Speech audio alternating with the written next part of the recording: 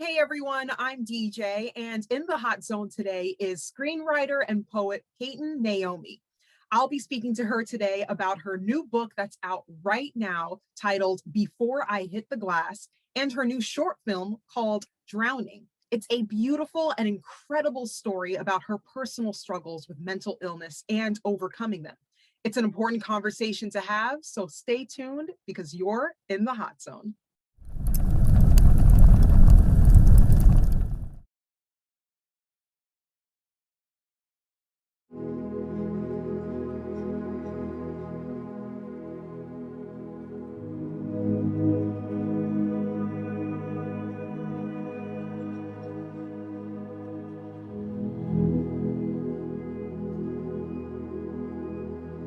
Welcome, Peyton. So happy to have you here. How are you today? I'm good. I'm happy to be here. Yeah, thank you so much for taking the time to speak with me about your new book that's out right now called Before I Hit the Glass. It's a beautiful read. In this book, you talk about your story in a form of short poems about your struggles with mental health illness and depression and overcoming those struggles. And like I said, it was beautifully written. It's such a beautiful read. And before we dive into it, I just want to talk about just the meaning behind the title Before I Hit the Glass. What was the symbolism behind that? Yeah, well, thank you, first of all, for taking the time to read it. Thank you so much.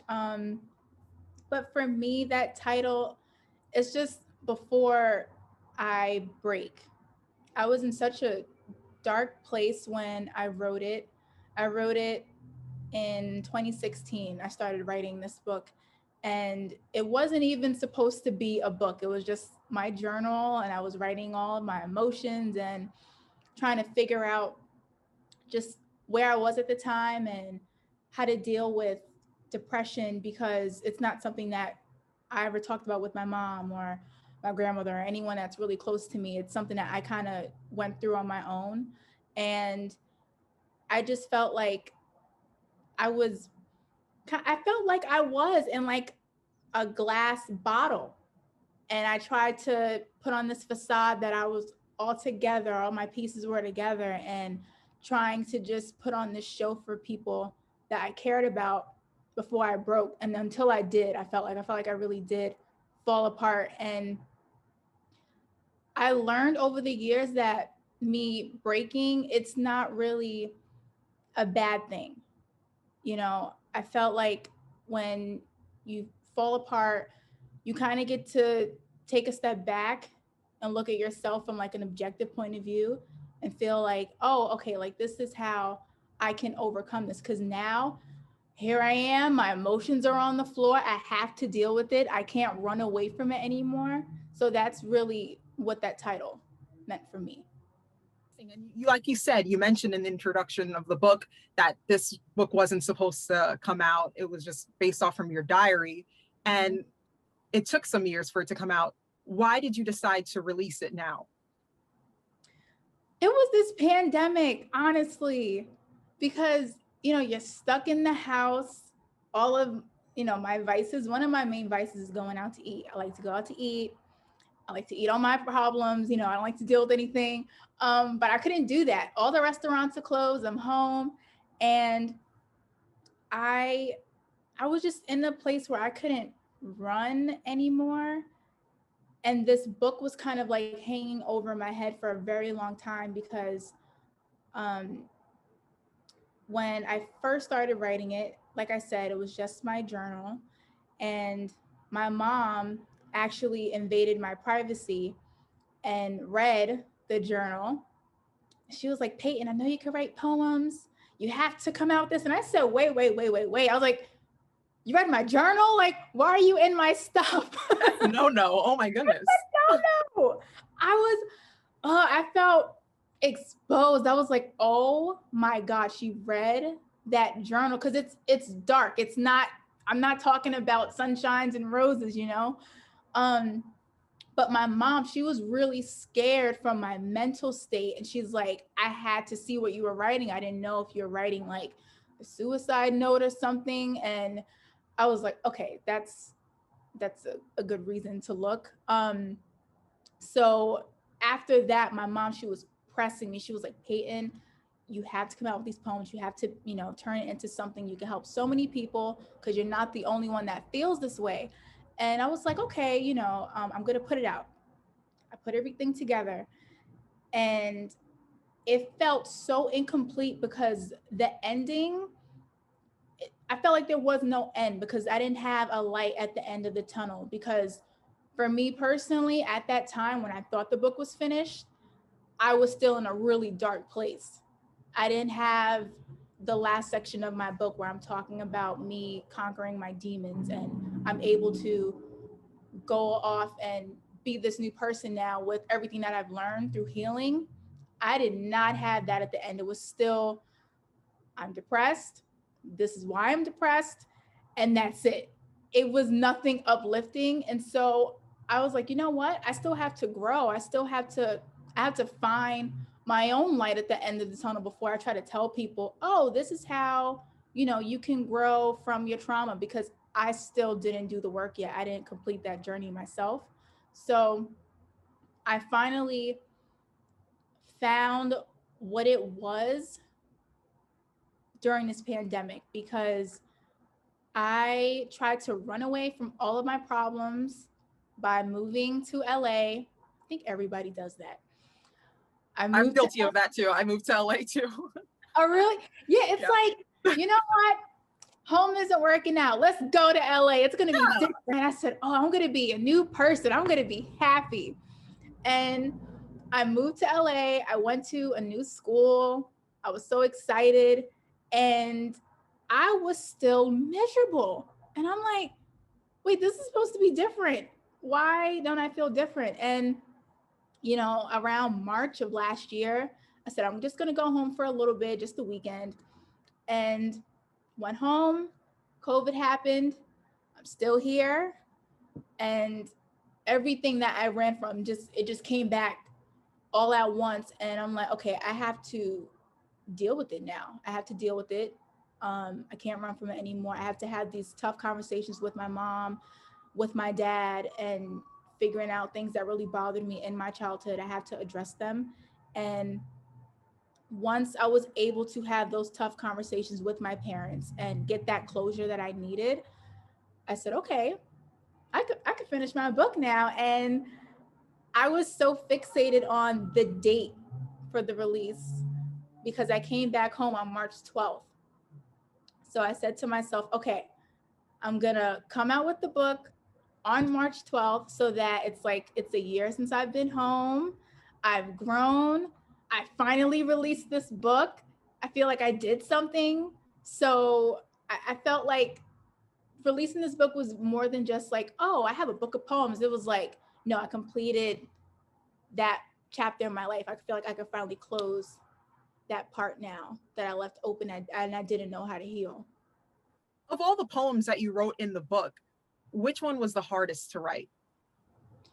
Mother's daughter, that was like, it was brutal to write, honestly. And because it was so personal. It was, we everyone loves their mom, and there's a point in our lives where we kind of look at them as like this perfect human being. And then you get older and you're like, wait, no, you do have flaws, and they are a person. They're not just your mom. It's their own person. They have their own issues that they dealt with. And for me, my mom and I were so close, but there were just certain conversations that we never addressed, like her marriage to my dad. We never talked about how that relationship really affected me. We didn't talk about how much her divorce affected me. And so writing that poem about the trauma that I saw and everything like that, it was just really hard to write and even talk about right now. It's really hard to talk about. And I wasn't going to put it in the poem. I wasn't going to put it in the book at all, because that poem was so honest, and I didn't want my mom to feel like I hated her or something. And she read it and she cried and she was just like, no, she said, this is your story. I want you to put it in there. I don't feel any way about it. And so I was like, okay. And I put it in there, and it was nerve wracking. Like because it was so honest and so vulnerable. And it's something that I didn't talk to anyone about. I'm just like, okay, I guess I'm putting like it all out there. To tap into it a little bit further, it's very common. I feel like when it comes to mental health illness and depression and all that, it's really not spoken a lot, specifically in the Black family. Mm-hmm. And because we're always brought up to, if they it kind of it's almost as if it's like looked down upon, to show any sign of emotions or sadness, and or anything that you're just going through, any negative emotion that you're going through, because we're always brought up to be strong, or not show any signs of weakness. And I feel like us as in a Black community, we go through so much already, especially in this climate with Black Lives Matter, the George Floyd situation. Yep. So particularly in minority communities, and especially in Black communities and Black families, how do you think we can address that and open those conversations up within the families? I really think that we all need to just let each other cry. It's like seriously, because I remember being like 7 years old, and my dad was teaching me how to ride a bike. And naturally I fell off because I didn't know what I was doing. I didn't have my training wheels anymore. And I had like this gash on like my knee, and I started crying. So I'm in pain, and I got yelled at for crying. And I'm like, why can't I just cry? Like I should be able to cry. And it was like, no, you get back up, you get back on that bike, wipe your tears, stop crying. And just from that age, it's like, oh, when I feel pain, don't cry. I'm not supposed to. I'm supposed to dust myself off and just go on about my business. So that's how my dad worked. My mom was like, you can cry, but only cry in front of me. Because if you cry in front of someone else, they would try to use that against you, and they're going to look at you like you're weak. So I was just taught like two different ways. Like, okay, this person does not want me to cry when I'm in pain, but this person says, cry by yourself, not in front of anyone. So I had just this warped view of how to deal with my emotions from such a young age. And I feel like if I just had that space to be vulnerable, I feel like I would just be a different person, honestly. But we're, like you were just saying, we're always taught to be strong. And like, people always say, oh, Black women are the backbone of the family. Like we can't ask anybody for help. And I think we need to let each other be vulnerable. It doesn't mean that you're weak. It just means it's okay to want help. It's okay to cry too. In your personal struggles and overcoming your struggles with depression and traumas, how did you find the strength to overcome them? What was like the breakthrough point for you? Um, I think once I made my healing about me, I felt like I had to see it through, because a lot of times you'll go through something and you're like, oh, I have to be strong for this person, or you don't really say I have to be strong for me. And that's what I kept doing. Once I said to myself, okay, I deserve to see me overcome this. I deserve to see, the person that I can be after I'm done dealing, I'm not done dealing with depression, because honestly, I feel like you're never done. Some days are still hard for me, but I deserve to see myself come out on the other side of it. And I just kept pushing for that, because one of the things that was really tough for me was trying to figure out what my purpose was. I felt like I didn't have any direction. And there was a time when I was in school and I didn't know what I wanted to do. And luckily, I found writing, and it's something that I love doing. And then I found out that I love writing movies. So then I got into screenwriting. So just me trying to see the best version of myself and not be stuck in that place anymore is what really motivated me and kept me going. What do you hope readers take away from this book? Hmm. Um, my main goal with this was just to make people feel seen, because I felt like for a very long time in my life, I didn't feel like anyone really saw me, because I was always hiding my emotions, hiding who I really was, and that I was sad because I was supposed to be the one that had it together. I was supposed to be the one that was strong. And I'm like, I'm not any of those things. Like, I'm kind of all over the place. So I really just want people to feel seen and like, oh, okay, I'm not alone. And for people that have difficult relationships with their parents, or maybe they went through something as a child, maybe feel like, oh, maybe I should talk to somebody about this because it's affecting me now as an adult. Because sometimes you might go through something, it could be years ago, and in your head, you're thinking about it, but you're like, oh, I should get over it. That was years ago. But you can't get over it because you didn't deal with it.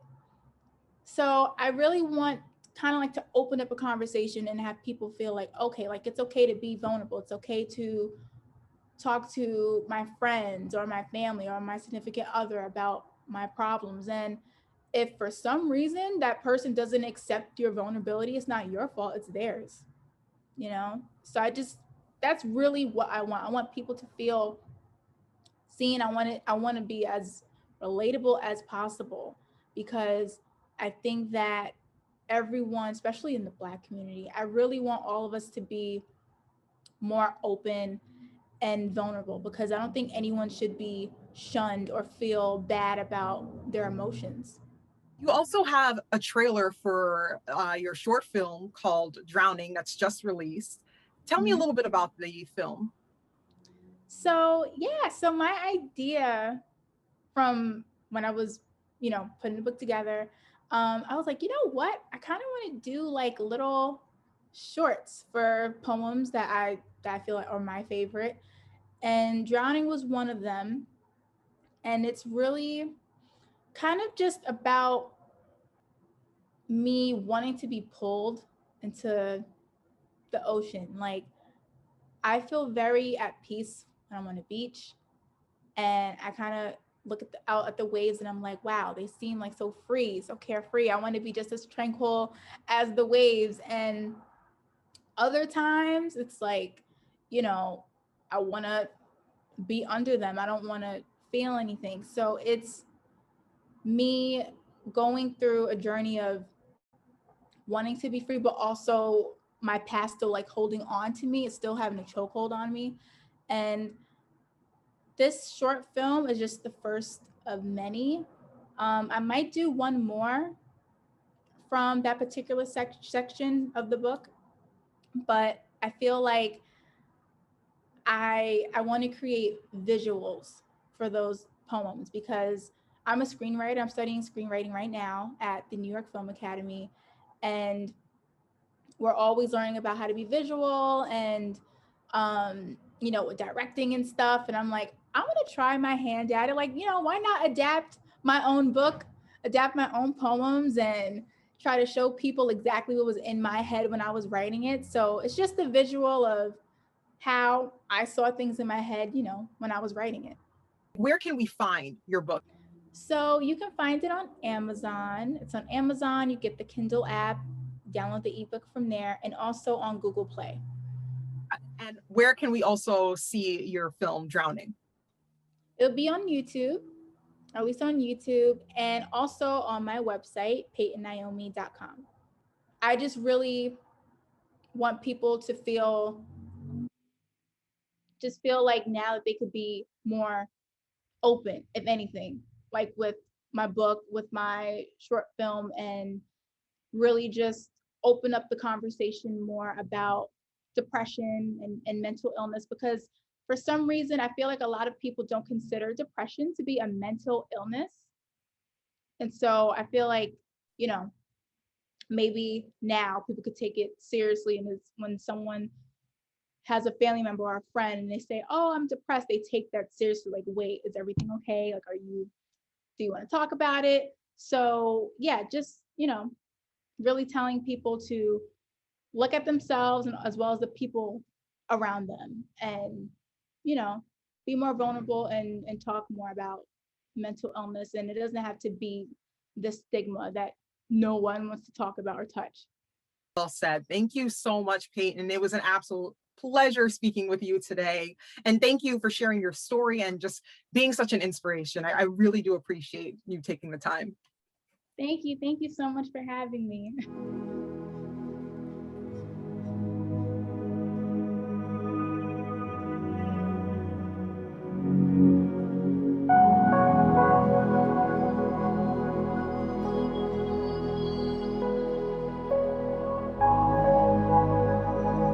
Hi, I'm Payton Naomi and you're watching The Hot Zone.